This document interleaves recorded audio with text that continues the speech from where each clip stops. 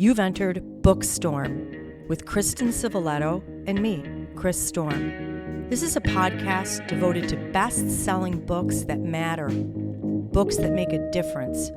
We're diving down deep with beloved authors about their stories. We're exposing hot-button topics and heartfelt themes, the issues that affect each of us in our own lives, as siblings, parents, partners, friends, as human beings. We're braving new ideas, fresh thoughts, hard lessons, and important truths. Those kinds of things that stay with us long after we turn the last page and close the book. Well, welcome back, BOOKSTORM podcast listeners and book lovers. We have been listening to what you have written in. You're looking for meaningful novels, novels that matter, and we have one with us here today. We're thrilled to welcome the esteemed and brilliant author, Juan Gabriel Vasquez. Juan, welcome to BOOKSTORM podcast. Thank you, Chris. Thank you for having me. It's a pleasure to be here. Let me tell our listeners a little bit about you, because I'm sure they've heard of you, but maybe don't know a little of your history. So listeners, grateful for you being with us today. You are listening from 58 countries, all 50 states in the United States, and I think we are up to 980 cities worldwide. This is a book that you're going to enjoy because it is a global novel. So Juan Gabriel Vasquez is a writer, as we know. He's also a journalist and a translator. He is regarded as one of the most important Latin American novelists working today. His books have received many well-deserved accolades. I'm just going to name a few. The International Dublin Literary Award winner, national bestseller for The Sound of Things Falling, the Man Booker International finalist for The Shape of Ruins, as well as award-winning for Reputations, The Informers, The Secret History of Costaguana, and the story collection Lovers on All Saints' Day. His books have been published in 28 languages worldwide, and we're honored to have him with us today to talk about a new release called Retrospective. Juan, we love to give our listeners a little bit of the story. I won't give away any spoilers, of course, but if you want to add anything at the end, by all means do that. But we're here to talk about Retrospective. This is an epic novel about a real-life Colombian film director and his family as they are caught up in the sweep of global and ideological revolutions. The film director, Sergio Cabrera, is in Barcelona for a retrospective of his work. He's there with his son, Raul, and this is a hard time for him. He has just lost his father, the famous actor Fausto Cabrera. He has a marriage that is in trouble, and his home country has rejected peace agreements that might have ended more than 50 years of war. In the course of these few days, while he's there for the retrospective, his films are on exhibit, and he starts to really recall the events that shaped him and shaped his art, especially that of his family as well. His sister, Marianella, his father, Fausto, his mother, they experienced things that are incredible. It shows us what was happening historically across time, and that was one of the great joys of this novel. Now, growing up in Colombia, he was the child of two famous actors, his mother and his father, and he and his sister were very privileged. They lived in an artistic environment, but the parents became disillusioned about bourgeois conventions and decided it was time for the family to move to China. Now, this is the time when Mao's Cultural Revolution was underway, and the family really experienced this from a ground view. They moved into a hotel with other expats, although interestingly, his father required that Sergio and his sister during the week live in a dormitory style with other working people in China. So there was a really interesting view. But they learned Chinese, they even joined the revolution, and they became members of the Red Guard. They trained as guerrilla fighters. These two siblings had an incredible upbringing. When they returned to Colombia to support the revolution there, they were sent into the countryside where they joined the guerrilla forces. They experienced combat, and it was against this backdrop and with this experience that Sergio eventually moved into film directing, and he became a celebrated film director. Did you want to add anything, Juan, to that description? I know that's going to kind of launch us into our questions, but I'm sure I've left a lot out. Well, yes, happily you left a lot out. That's fine. The description is fine, and I think it will lead to a great conversation. Wonderful. Well, with that, we're going to brave the storm, and Chris is going to kick us off. So for our listeners, there were so many important themes running throughout your novel. One revolved around the idea of stability versus chaos. Sergio and his sister Marianella and his parents were eyewitnesses to political upheaval in many countries, as well as the growth of several extreme ideologies. For example, the Chinese Communist Party was seen through their eyes. Sergio and Marianella, even at one point, became Red Guards. It was very intriguing.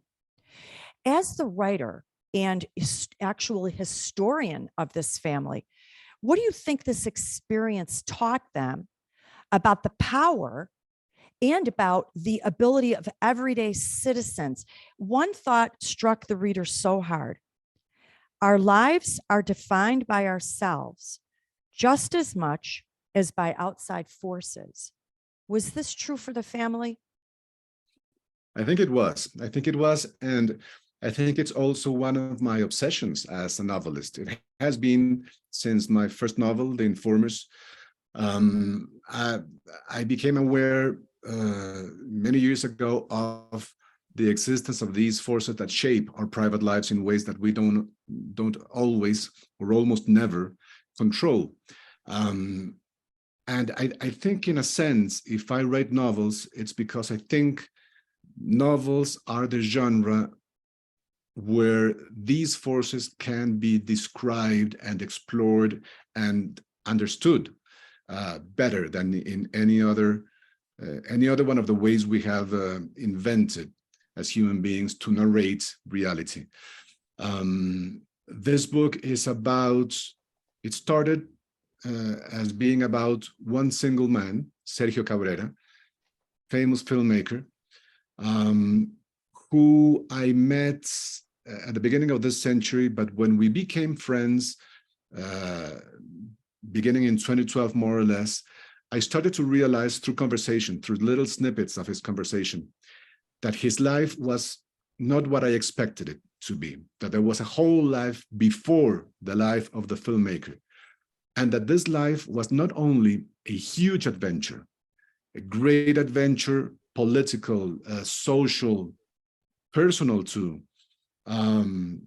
It wasn't only an exotic life, fascinating and strange, but it also told an important story.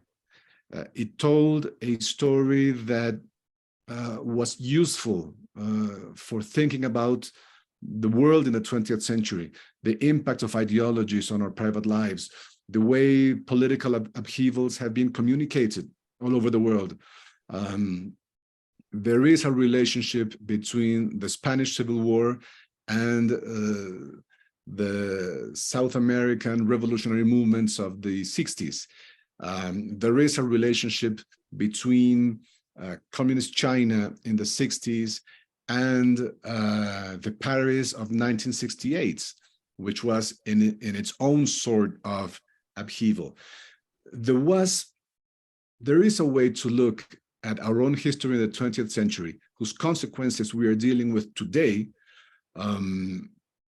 that could be traced down to the life of this family. And I found that just fascinating, that in the real life events of a single family that I knew, that I personally knew, you could boil down the whole of the 20th century to that. And I thought the only way to deal with this gigantic mass of information, the chaotic mass of information that was the life of these people, was to write a novel. And this is this is what I set out to do after many, many years of conversation with my characters. Mhm. And it was fascinating for all of us because it is so true that fiction, instead of telling you what to believe, shows you, puts you in the shoes of the actual people who lived during that time. We felt what Sergio felt as a young boy, in living in China with his sister at the Friendship Hotel. We suffered with him. We hoped with him. We wanted better things with him. And that you achieved that very successfully through this novel. Do you also, something else struck the reader. No one is immune to a revolution or political uprising. Even if you refuse to partake in it, you are still going to be affected by it, whether you decide to join the cause like Sergio and Marianella did, or you decide to do absolutely nothing. You are affected. It's almost a choice of eyes open or eyes closed. Yes, yes, yes. There's no such thing as living in the margins of history. We're all characters in the story that history tells, and the degree of participation is something that has always fascinated me, in the sense that history will happen to you whether you like it or not. That's in part what I meant by those strange, invisible forces that will shape our lives, even if we do not take a part in the drama, in the theater piece that is being played out. What I slowly realized with these people was that they didn't even understand their own story. Sergio spoke to me for many, many hours, through many years. I then spoke to Marianella, his sister, who is a fascinating character, who goes through a fascinating fate in the novel. And at some point, I started to realize that they didn't know they were sisters, who had grown up in the same family and shared a revolutionary ethics and gone through the same things, but they didn't know what had happened to the other one. They started realizing, they started having a full picture of the other one's life reading my book. So my book became the place where they understood each other and where they understood themselves. And this idea that not only you don't have control of your life, but you don't even have a full understanding of your own life, was fascinating for me. And this opened up a space for me to reimagine their lives. Because as I say, it's very important for the reader to know that this novel doesn't make anything up. There are no made-up events here. Why do I still call it a novel? Because it's an act of imagination. I imagined the lives of these people. I went into their minds, into their souls, for lack of a better word, into their emotions, their morality, to tell the world from there. And this addresses something that you said before about what I think is one of the great opportunities novels afford us, to open a space where we don't judge, but try to understand. What I tried to do with the novel was to suspend our natural tendency as human beings to go around judging people and saying they're right or they're wrong, and absolving or condemning. Whereas for me, the impulse behind reading literature and writing it is to understand, to try to go into these realities that we may not agree with, that we certainly don't share, but not to judge and condemn or absolve, but to try to understand, to live with them, to live through them, and to try to understand. And this is what the novel suggests the reader that they should do. Thank you for that. Absolutely. In fact, I want to press in on that just a little bit more in a different context, and that is the world of cinema. It is very much intertwined with Sergio and his father Fausto's life, and now Raul, even outside of directing or acting. There's a passage in your story where Sergio is reflecting on one of his films, and I want to read this quote. He says, Sergio was sure that afterward, when the film was over, there would not be two people in the theater who had seen the same one. Not even Sergio had always seen the same film. Sometimes it was a metaphor for our country. Sometimes it was a domestic tragedy. Sometimes it was the meticulous way men and women were mercilessly crushed under the leveler of history, Cuban history in this case. Do you think that film directing was Sergio's way of shining a light on really the devastating impacts of political upheaval on everyday people? And I was wondering also if he thought his films were about the past or the future. Very good. I think filmmaking for him was a way to sublimate what he had lived through, also to come to terms with the difficulties of his own experience. But in a way, and this is one of the book's main themes, I think, it's also a way to deal with his relationship with his father. This book is about, in a sense, the making of a citizen, the making of somebody who deals with politics and history and social life and tries to find his way in a political world.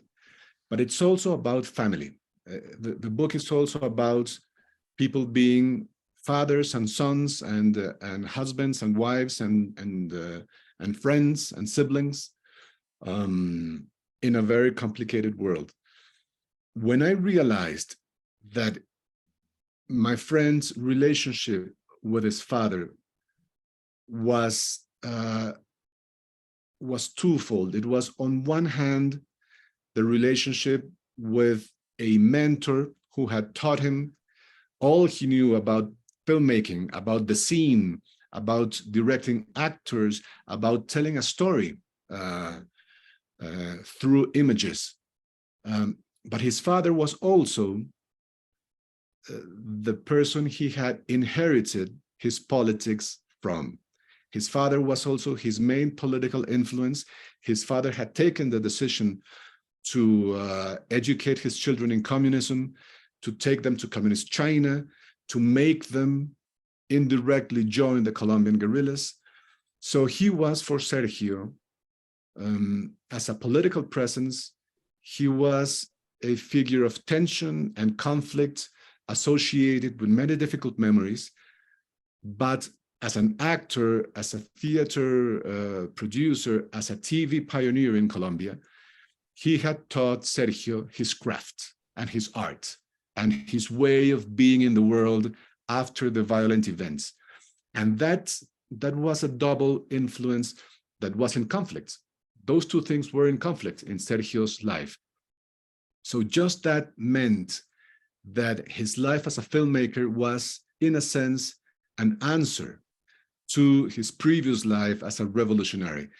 And that I found incredibly interesting, among many other things, because both ideology and art are storytelling, are manifestations of storytelling.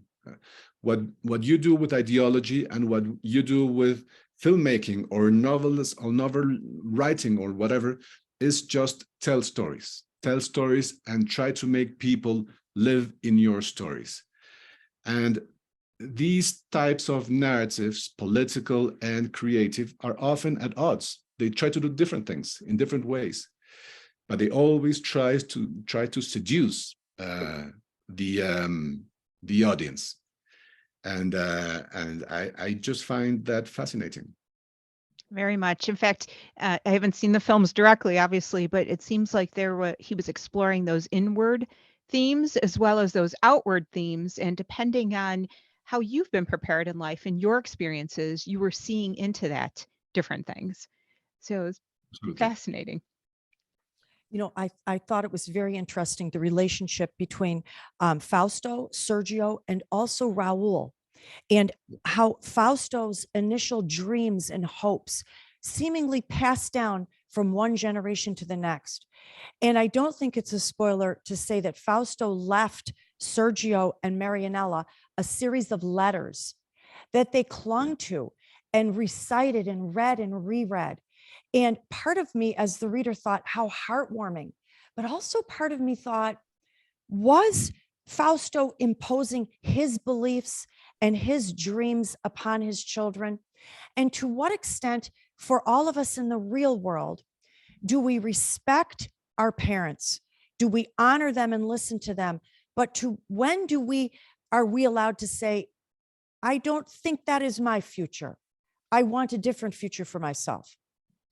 Yes, yes, yes. That was part of the most fascinating relationship I had with these conversations with Sergio, was watching him tell his life story and slowly realizing what it had been like, slowly realizing that that he was essentially having the least expensive psychoanalysis with me that he had ever had. He at some point during these conversations, when he was telling me about the decision to enter the Colombian guerrilla in 1968, the Maoist guerrilla, which was one of the three that were trying to bring about a revolution in Colombia, one of the many, many illegal armies in South America existing back then. When he made that decision to join the guerrillas in 1968, and he told me that, I said to him, do you realize that this was not your decision only? He said, what do you mean? I said, well, to me, it's obvious that that decision was also taken by your uncle, your great uncle, Felipe Díaz Andino, who was a hero of the Civil War on the side of the Republicans, on the side of the good guys. So he was a hero back then in a war. I think your decision had also to do with that, living up to a family hero, living up to somebody who had tried to change the world for the better in a war. Your decision was also taken by your father, who, when he was 15 years old, he stole some vitamins from a drugstore because he was hungry. And he felt at that moment that this world was unfair, and that this world should be changed, and that people suffered, and that they shouldn't suffer. In a sense, you inherited that when you joined the revolution. He thought for a second and said, "You're absolutely right. You have to write about this." So this kind of discovery of your own life, the discovery of the strange, ambiguous, subterranean mechanisms of our decisions is something that I think can only be explored adequately in a work of fiction. So this is why my novel is a novel instead of a biography or whatever. And there's something else I really loved about the family that you showed us. And this was part of his inheritance as well, Sergio. I found it very interesting and important that throughout the tumultuous time of war, threat of insurgency, uprising, that this family still embraced film, poetry, books. They held the arts in such high importance in their heart and in their mind. And Fausto passed this love down to his children. What an extreme juxtaposition between war and the arts. And yet they embraced both of them. I thought it was just a very beautiful thing that you wove this into the story. Yes. Yes, I agree. That was a lovely thing to see. I do believe, in a sense, as I was saying, in a sense, these impulses to interpret the world through an ideology and a political ideology, even an extreme political ideology, and the impulse to interpret the world through stories, they come from the same place. They come from a basic dissatisfaction of how the world is made. And this is what makes ideology so dangerous, that they suggest a narrative through which we interpret the world and which sometimes has nothing to do with reality or with how reality works, but it seduces us. It becomes a substitute for I think, a rational interpretation of the world, or for living in the real world, and it's more satisfying. Ideologies are ultimately seductive because they're satisfying narratives. The difference with the arts is that these are imposed. They're come down on us. They are imposed by something we could call power. A government, a state, a political party, a religion are always ways to impose a narrative on individuals. And this is, I think, where art comes in. Art, novels, fiction, films, great journalism, which is also a work of art. All these are places in which we reject the imposition of a story by somebody else. These are all places in which we as individuals, we say, you know, I don't think you're telling us the truth, or things happened in a different way, or I have another version of my own past. Art is the place where we recover the right to our own past, where we decide that we won't let somebody else tell our own story. An ideology or a political movement or whatever. And it becomes a space of freedom.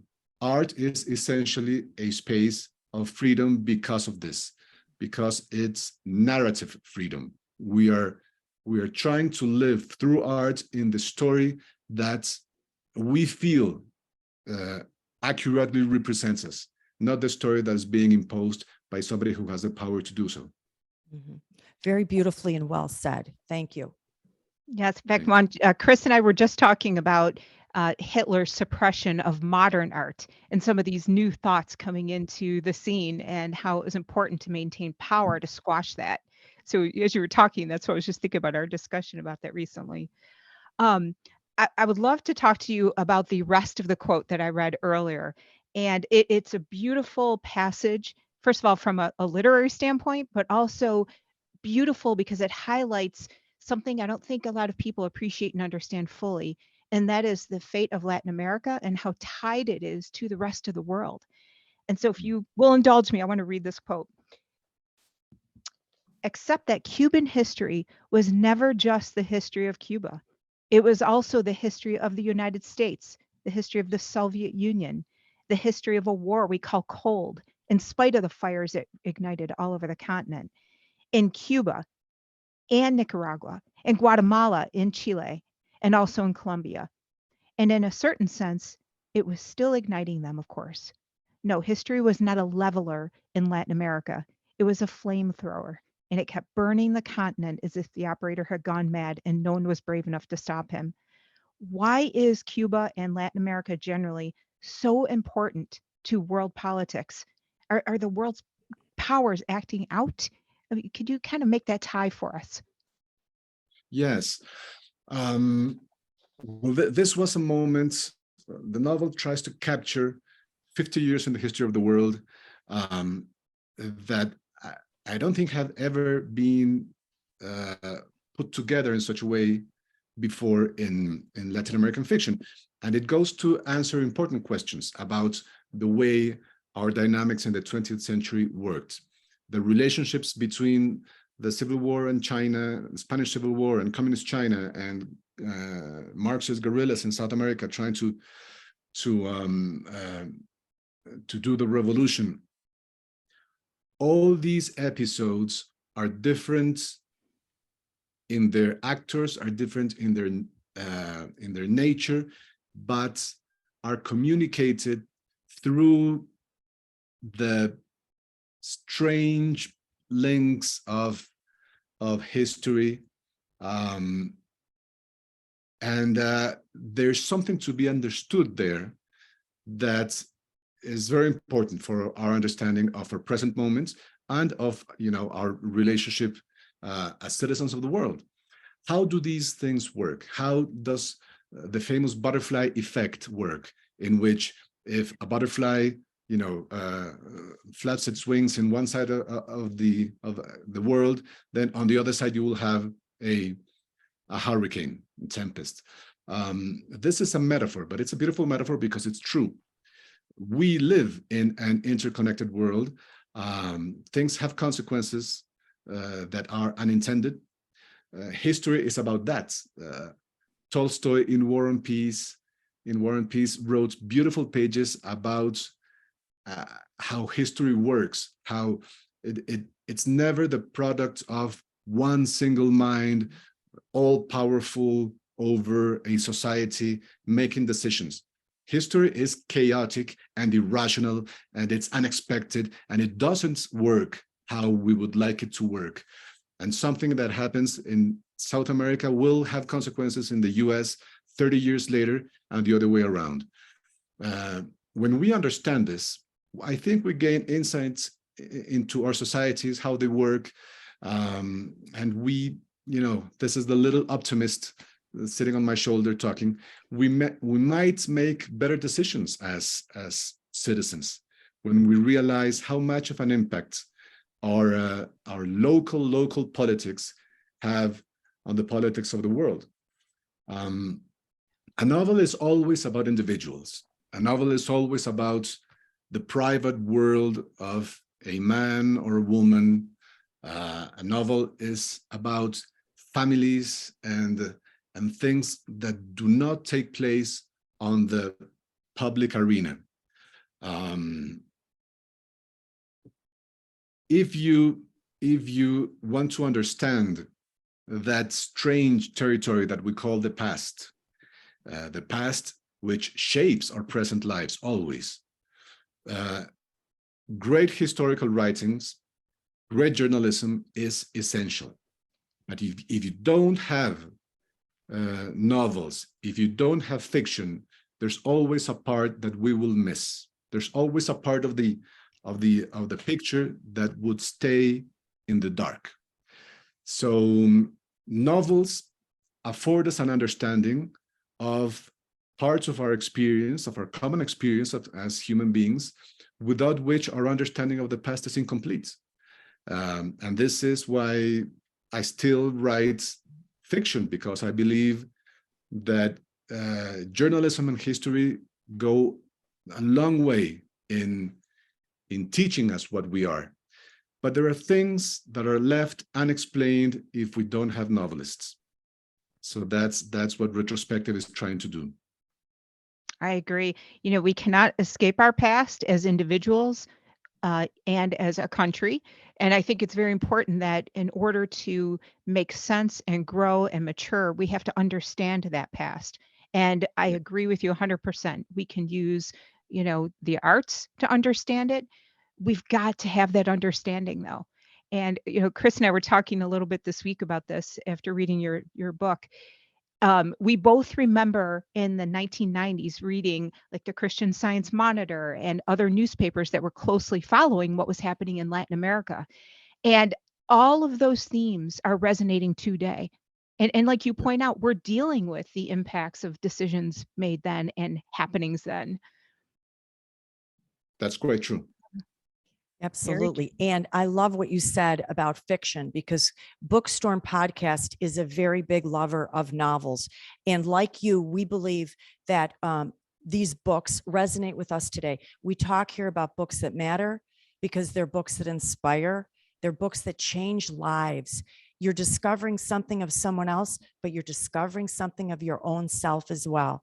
And so our listeners all across the globe, this beautiful novel, Retrospective, by the brilliant author, Juan Gabriel Vasquez, you've got to pick it up. You've got to read this book, give it to a friend. It's going to be life-changing. And thank you so much for joining us today. What a really important discussion. Just a pleasure talking to you. Thank you very much, Chris. Thank you, Kristen. It was lovely talking to you both. Thank you for having me. You as well. Take care now. A very important novel, Kristen, and we could have discussed it for hours. I learned so much about history throughout this novel. but I also learned so much about our own selves, even today in this real world. You know what was so interesting, and I didn't have time to bring this up. The character Sergio referred to Western film as propaganda, but Colombian film as scratching at wounds.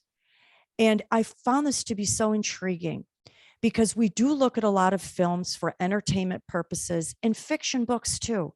But there are really good films out there and fiction stories like this retrospective that unfold truths inside their pages that have not been revealed before, that cannot be revealed in newspapers or periodicals because it doesn't tap into the human heart.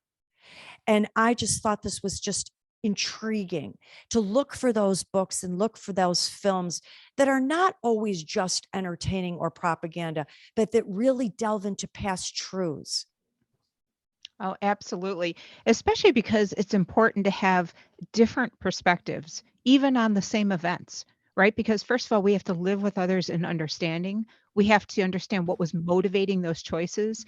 And I love that this book deals with heavy duty ideologies, ones that, as Juan pointed out, you may not agree with, but now you're going to understand it at least from this different point of view. And you can make better and, I think, wiser choices as you go through for your own life individually, but also as a nation by looking at that historical event from those different perspectives. If we don't teach history, if people don't know history, you're not only doomed to repeat those same mistakes, but you're going to then be very gullible when someone comes along with a false narrative about that history. So very important. And there was something else, and I did bring this up to Juan Gabriel, but it just struck me so strong. Fausto had to leave his children. I don't want to give any more spoilers. He had to leave his children in a different country for a time being, but he left letters to them. And these letters had such a big impact on Sergio and Marinella, his sister. They read them over and over at night. They became for them a life guide. They quoted them, they memorized them. And I thought to myself, what if we could do this today? What would you say in a letter to your child if you thought you had to leave your children for a good amount of time? And I do believe that Fausto was even thinking about not the age and maturity of his child when he left, but years into the future, not knowing how long he would be gone. The advice that he gave them resonated not just with their own growth, but with their culture and their country and the world as a whole. I found it very intriguing. And I thought long and hard, what would I tell my children in a letter? What would I leave to them of importance? It took a lot of thought and preparation. Yeah, but as you noticed, you mentioned this earlier, you got to be careful that we don't tell our children who they are. And I think that's something here that somewhat shaped the view of these two siblings as they grew older, because their father was a very strong figure. He was a strong figure both politically and in their lives. And what he says you are is going to resonate with you for a long time. And that can be very dangerous from a parent to a child. And I was wondering in this story if that would really change the way that Sergio parented Raul, his son. We didn't even get into that, which is a whole nother aspect of the story. But if, in answer to your question, I would talk to them about these beautiful traits that I see in them. And I hope that they take them in a direction that is pleasing to them and gives them good energy and excitement and interest. We could talk about their aptitudes, for example, but telling them who they are is very dangerous because that stays with kids. Don't you think sometimes parents do that? You're the smart one, you're the athletic one, whatever. Yes, on the other side of the coin, yes. In this case, I ultimately felt more like he was leaving them a legacy because of the fame and high regard of their uncle who had passed away, who had done so many great things. And because he left them in the crux of China, I think he was leaving them to deal with the world around them. And but yes, what you're saying on a different note, yes, words are so important to children. They very much are. To all of us, words are important. You know, someone may say something to you at one point in your life that is derogatory. And even though you don't agree with it, you hold that word with you. And maybe you say to yourself, I don't want to be that. I'm not that. Especially and even more so for the child. If you say, you know, you are the smart one, or you are going to be a lawyer, you are going to be a doctor, you can't do those things, you're going to be this. It lingers with children for a long time. You know, I found it so intriguing that Juan Gabriel actually got to speak to this family and interview this family and discover this such a rich life that they had, that as a friend, he was unaware of at first. And so I wonder if, I wish we could ask Sergio, you know, himself, how those letters inspired him, or maybe limited him, or caused him to grow in a certain direction. It's just very intriguing. I just was so enamored by these letters. I don't know why, it just hit me so strongly. You know, there was something else too that Juan had mentioned, and that is that the family's influence is reverberating throughout history, but also our future. And they may not have even realized it, but look at how significant the events of this book are to what's happening today in today's world. And I want you to comment on that. And of course, I want our readers, when they read it, to be thinking about the modern day parallels and applications. Did Yes. that kind of strike you? Yes. And especially when Juan Gabriel said, we are all a part of history, whether we partake in it or do not. We are not immune to what is happening around us. And maybe our silence, we've spoken of this before, in our inaction is a action. It is a cause. It is a voice in any way. I loved the fact that he gave each and every one of us throughout history power. Sometimes we sit back and say, we have no power over the political ideologies, and even those in the United States, with the battle between Republican and Democrat, and everything that we've witnessed in these past several years, pre and post COVID. I have no power. I saw it as a result of this retrospective book in a whole different way now, that I do have power and I do have a voice. I felt very strengthened by that, empowered by that. I just loved it so much. Do you have anything more to add about that? Oh, I thought that was very well put. I'm going to agree with you 100%. I just loved everything. So readers, yes, please. This is going to be an important novel. We talk about every type of book here, every type of genre. Here's something a little bit different. Pick it up, learn something about history, learn something about yourself. And in closing, I got to give a shout out to our incredibly talented sound engineer. You know him, the Mr. Mark Carey. You're not going to see him right here in person anymore, but he is behind the scenes making us sound good. And we're going to leave you with a few storm predictions to pique your interest. We've got an amazing lineup ahead. We have Chris Bojalian, paperback release of The Lioness, Madeline Martin, The Keeper of Hidden Books, Bryn Turnbull, Paris Deception, Katie Quinn and Janie Chang, The Phoenix Crown, Ellie Banks, aka Macy Yates, One Little Spark, Matthew Quirk, Inside Threat, Kate White, Between Two Strangers, and Nikki Ehrlich with The Measure. And thank you, listeners, again for listening, for sharing our socials. We just ask that you continue to do so. These conversations, as Chris mentioned, are just so important so that we can make sense of our world and make great choices going forward. So stay on the radar with us. You can visit our website at bookstormpodcast.com. You can find us on Instagram, on Twitter, on TikTok. And if you'd like to see us on YouTube, just look for Bookstorm and Podcast, and you can see our authors in person. Until next time, one of the best ways to brave the storm is to dive down deep into life-changing fiction.